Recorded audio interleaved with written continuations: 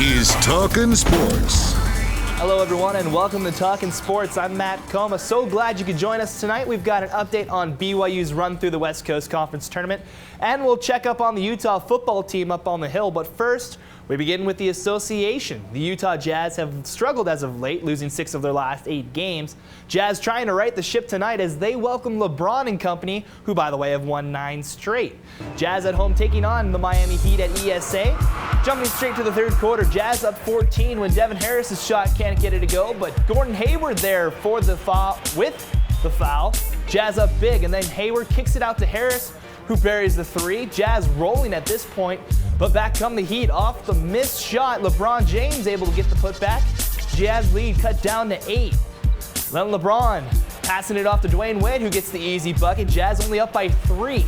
And then LeBron does it himself with a long jumper, ties the game at 88. 30 seconds left. LeBron does it again with the flail shot. Jazz down by 3. Final seconds left. Jazz down 2. Harris drives to the center with the floater and gets it to go with the foul. Jazz up by 1. Last chance for the Heat. LeBron gives it off to Udonis Haslem. Strange play there. He can't get it to go. Jazz hold on 99-98. That snaps Miami's 9-game winning streak. And after the game, head coach Ty Corbin had nothing but praise for his guys. I tell you what, man, this is a great win for these guys. They did a great job of just hanging in there. You know, give Miami a lot of credit, man. They did what they do. They make big shots. We talked about before the game how special LeBron and D Wade and this team is, and they showed it tonight. I mean, they never quit. They made runs at us. They made big shots, and but our guys, I can't say how proud I am of these guys of just standing there and not putting their head down and continue to fight, and as a result, we made a big play at the end, and Devin made a big shot for us, and great team win for us. It's been an up and down season for the BYU Cougars this year, a 25-7 record, but really only one quality win this year. That was against Gonzaga at home earlier this month. Because of that, most experts believe the Cougs need to make a deep run in the West Coast Conference Tournament in order to lock up an at-large bid to the Big Dance.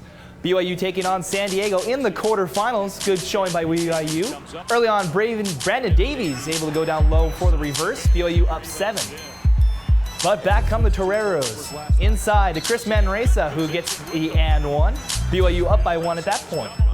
Later on in the half, Charles Abua with the circus shot puts the Cougs back up by 7. Second half now. BYU off the steal. He's going to give it off to Brock Zylstra, who's going to get the nice nifty bucket there. BYU still ahead, up still.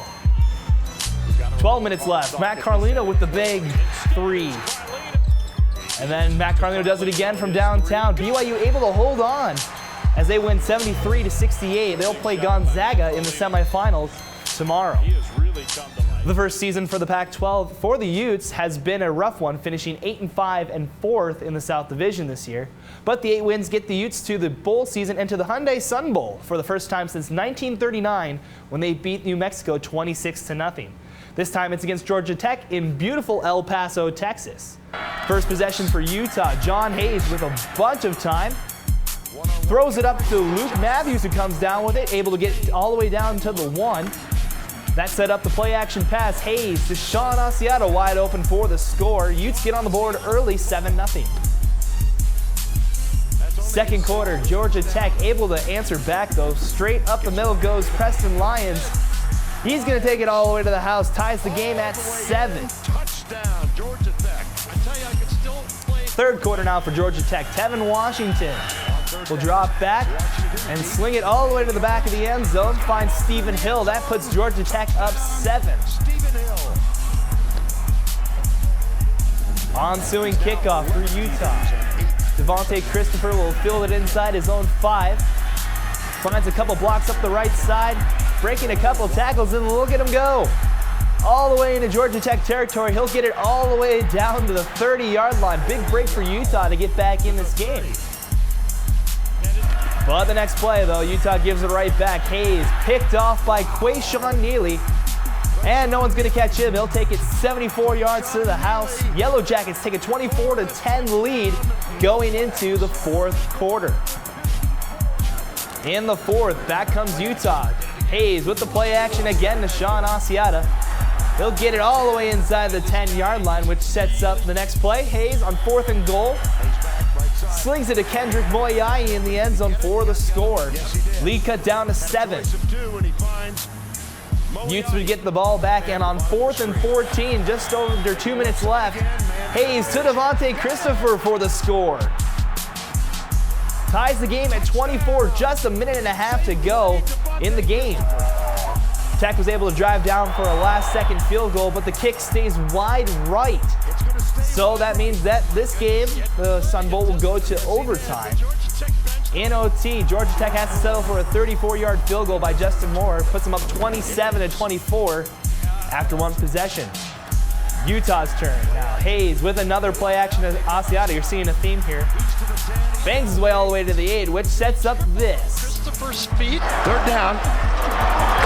Here comes the rush. Yep. Touchdown, John White. This game is over. John White from 8 yards out seals it for the Utes. The Utes win the Sun Bowl 30-27, the overtime final. That's going to do it for Talking Sports. Thank you so much for joining us. I'm Matt Komma. We'll see you next time.